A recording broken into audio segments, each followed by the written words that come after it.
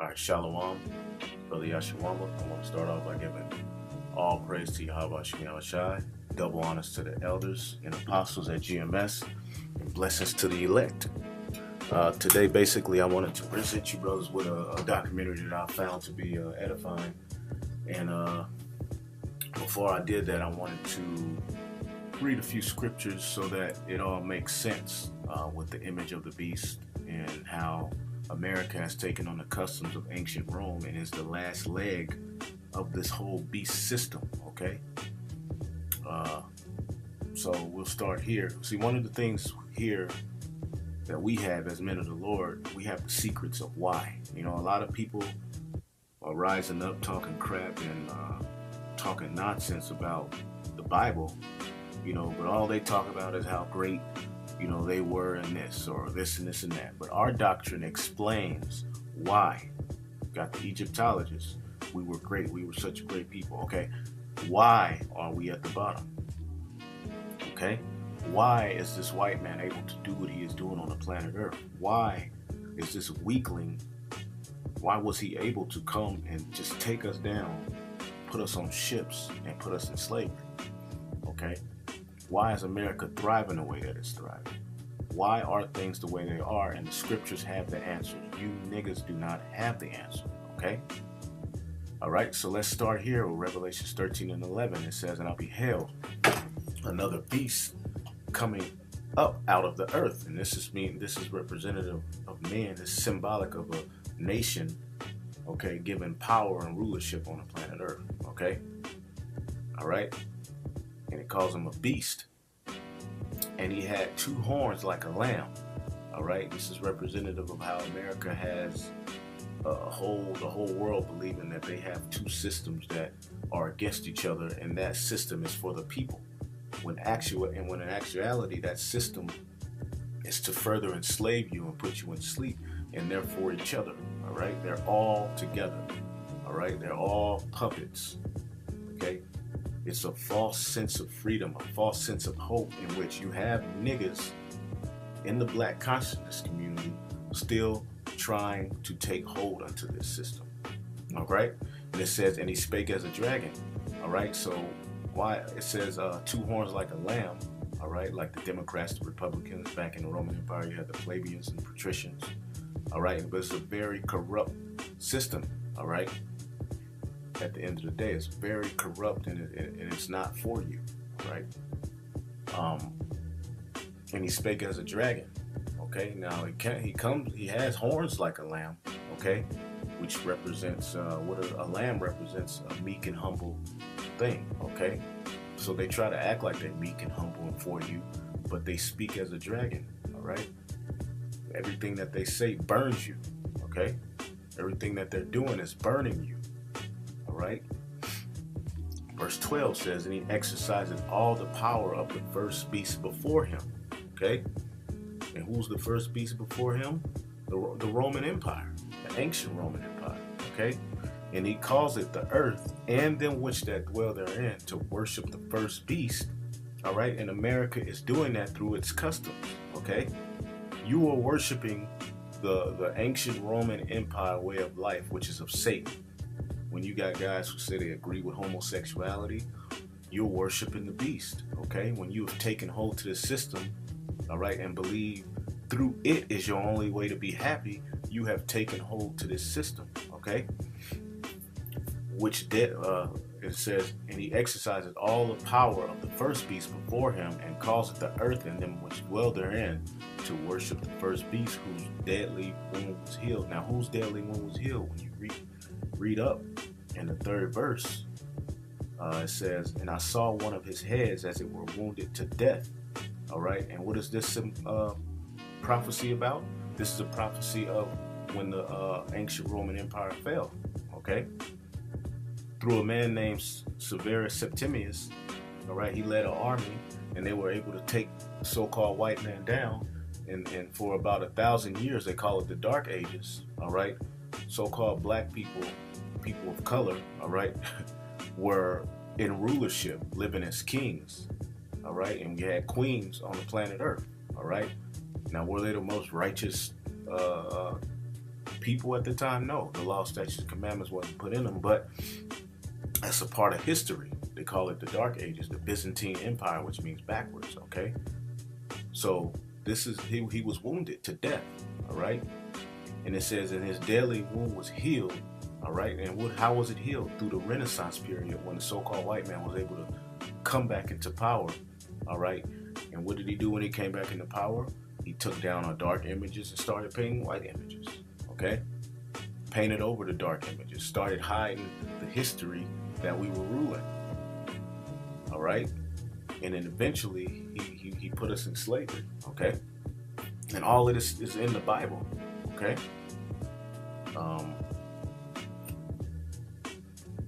As it were wounded to death, and his deadly wound was healed. And that's the Renaissance period. And all the world wondered after the beast, and all of the world is wondering after the beast, okay?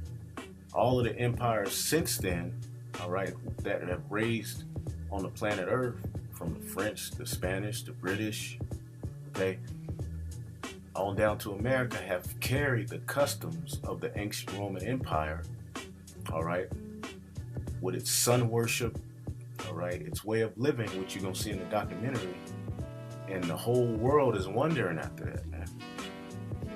All right, verse 4, it says, and they worshiped the dragon, which gave power unto the beast, and they worshiped the beast, saying, who is like unto the beast, who was able to make war with him? And that's the mind frame of you dumb Americans. Even you black consciousness niggas believe this. You are in this mind frame. Who is like unto America, who can make war with America? All right? So that's why you submit to America. All right? Your doctrine has no promise of what is going to happen to America, or what is our way out of this hellhole we in. All right? Verse 5 says, and there was given unto him a mouth speaking great things and blasphemies. All right? And he is speaking great things and blasphemies, man. All right? He's basically lying on the scriptures, lying on the men of the Lord, saying he's the Jew. He's speaking great things. All right? Women are over men. All of these things are being, let's jump to verse 6. It says, and he opened his mouth in blasphemy against the Most High, all right, to blaspheme his name and his tabernacle in them that dwell in heaven. So that going basically into what I was saying and going into, man. All right? So let's jump back down here so we can get to the documentary.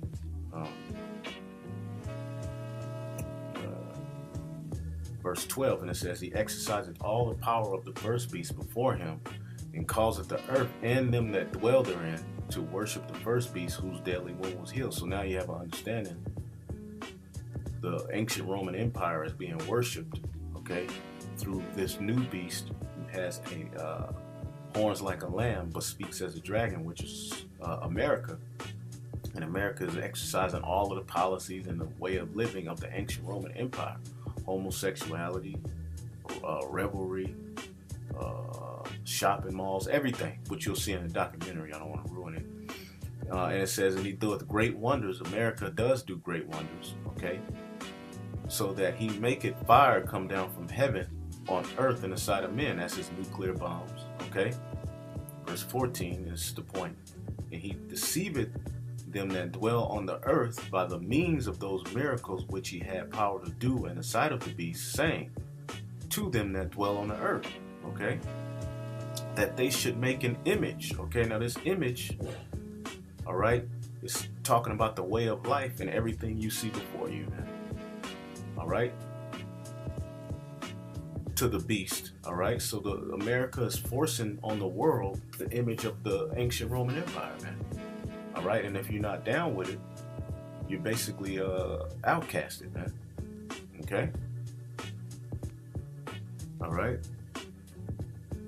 So let's read it again. And he had power to give life unto the image of the beast, and he's given life unto the image of the beast, and you can look around and see that, man. That the image of the beast should both speak and cause as many as would not worship the beast, worship the image of the beast, should be killed. Okay. So there you go. All right, and through this system, I just want to add this, through this system that we're talking about here, all right, that is doing these great miracles and have people sleep and drunk and going around the world forcing its way, all right, up on the world, all right. Like Saddam Hussein, for instance, he was about to take the dollar, which he was already starting to do. He took the dollar. He did away with the dollar. He was going to start a whole new thing, basically. He did away with the dollar. So what did America do? They created propaganda and they killed him. Okay? That's just a small sanction of the image of the beast, his money system. All right? In the ancient Roman Empire, they had the denarius. In America, they have the dollar. Okay? And both would eventually fall. So, and through this system, it says, and he calls it all, both small, great, rich and poor, free and bond, to receive a mark in their right hand or in their foreheads, that no man might buy or sell, save that he have the mark or the name of the beast or the number of his name. Okay, so this system, America, through this American system, the mark of the beast will be pushed upon a whole planet Earth. All right, as well as this Roman satanic way of life. Okay. So with that, here's the documentary, and I hope you brothers are edified. Yahawah.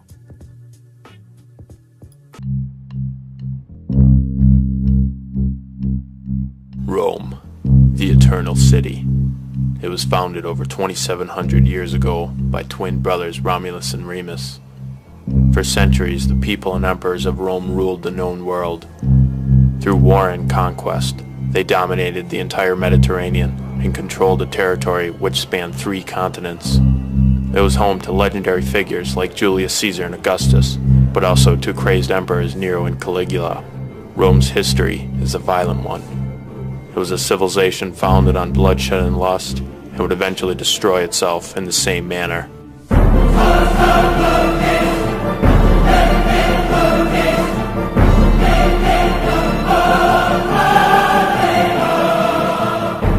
But is that all Rome had to offer?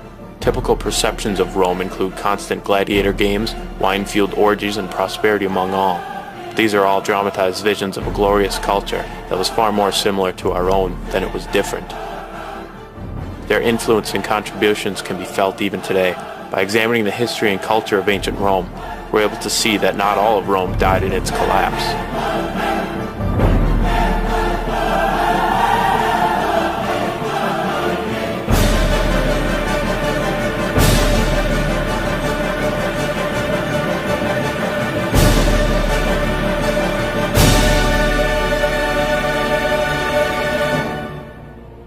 Every day, we're surrounded by common symbols which owe their meaning and lasting appeal to the Romans.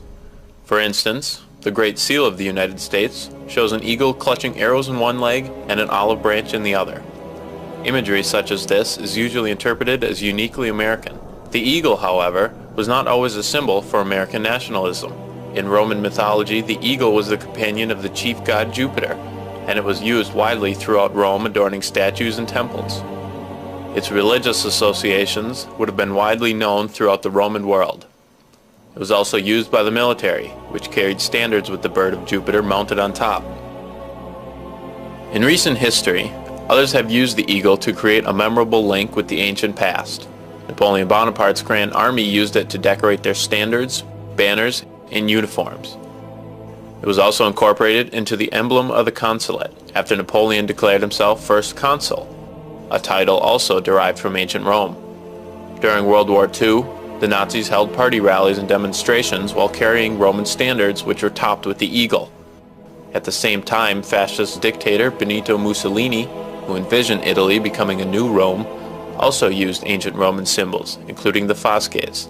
It was a tool carried by Roman civil servants known as lictors, in order to preserve the peace or hand out punishment.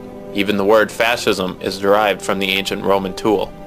It also appears in numerous forms throughout the United States, representing strength or justice.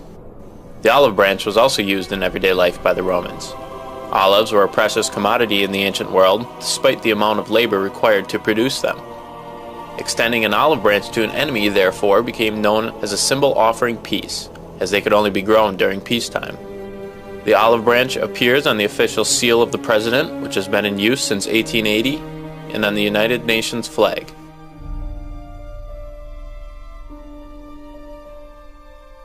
In the mid-1st century BC, Julius Caesar replaced the old Roman calendar, which had 355 days, with a new one, reorganized with 365 days, with one leap year every 4 years. The renovated Julian calendar is essentially identical to the calendar system used today. Originally, the older style calendar put the beginning of the new year in March, at the start of spring. Julius Caesar had the new year coincide with the 1st of January. Most of the names for the months are derived from the original Roman names as well. January from Janus, god of doorways and beginnings. February is derived from the Roman festival of Februa. March is the month of Mars, the god of war.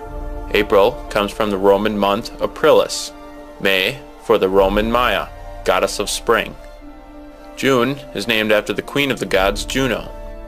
July gets its name from Julius Caesar, who rededicated the month after himself. August was renamed in the same fashion after Augustus, first emperor of Rome. And September, October, November, and December simply mean the 7th, 8th, 9th, and 10th month. Certain religious festivals from ancient Rome were replaced with Christian holidays as paganism declined under alternate names but with similar meaning. A Roman festival known as Lupercalia celebrated fertility and health. It was held February 15th and is the modern equivalent of St. Valentine's Day. Often used as a symbol for the modern holiday is the chubby winged child known as Cupid, which was the Roman god of erotic love. In December, Romans would honor the god Saturn during the week-long celebration of Saturnalia. This was held at the end of the month and is believed to be the basis for celebrating Christmas during this time.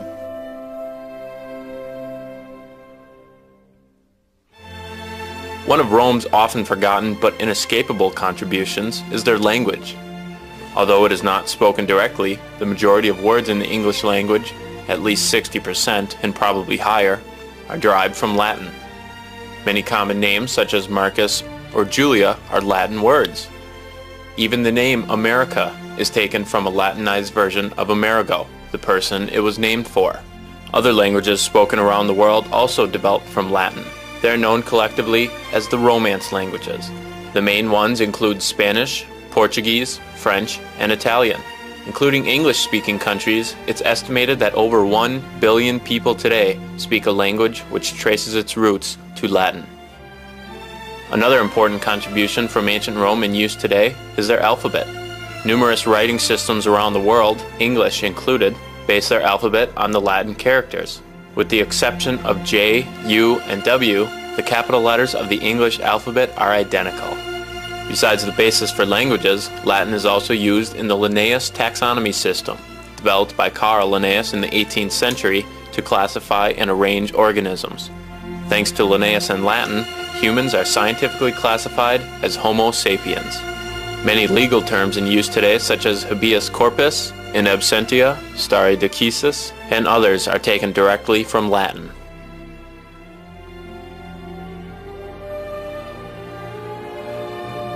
At the heart of Rome was its government.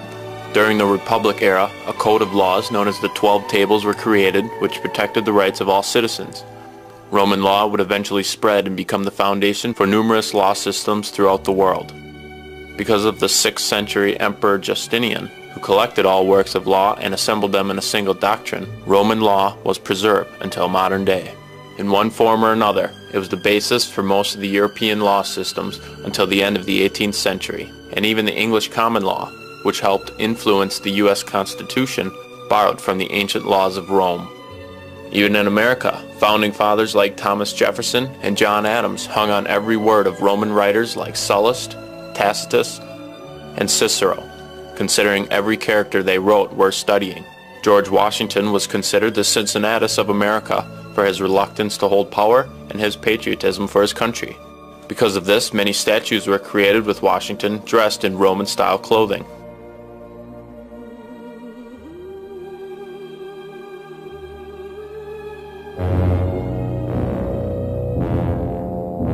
Many of the buildings of ancient Rome have been lost to time, but we're left with a small piece of their majesty.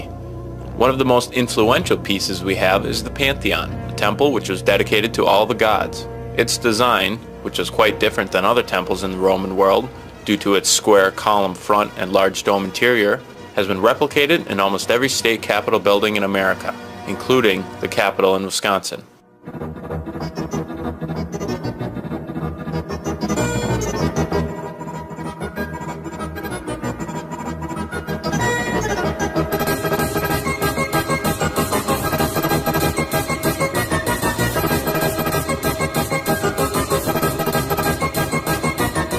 The Emperor Trajan was centuries ahead of his time when he built what is considered the first multi-story shopping mall, and it was equipped with the ancient equivalent of all the stores we might find in a modern mall. Sports fans as well owe some debt to the Romans for their architectural endeavors. Modern stadiums, which itself is a Latin word, are modeled after amphitheaters, a must in any great Roman town. The most famous of them is undoubtedly the Colosseum. Romans also loved going to the races at the Circus Maximus, a large oval track used for chariot racing. The Romans, like audiences today, enjoyed a good spectacle, often betting on their favorite gladiator or charioteer. There were also inventions like the hypocaust system, which circulated warm air through chambers beneath flooring. It was especially useful in bathhouses where heated floors were a necessity. This subfloor heating is similar to a system in homes today, centuries after it was first conceived.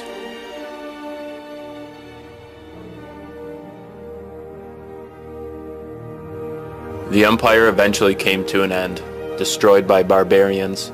Ancient Rome exists now only in its legacy.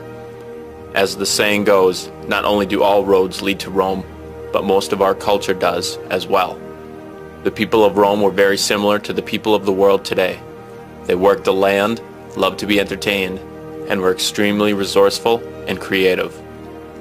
The people in the cities created a melting pot of ethnicities, each contributing a bit of their heritage to the Roman way of life. One could argue that without Rome, our world today could never exist. In the words of Professor Charles Hershey, Rome is modern, progressive, a present force among the cities of the world, even as she is the treasure house of the ages.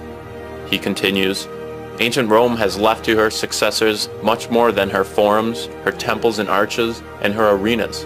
She has bequeathed her civilization, including her laws, her customs, her literature, and her philosophy. They are a part of our civilization today.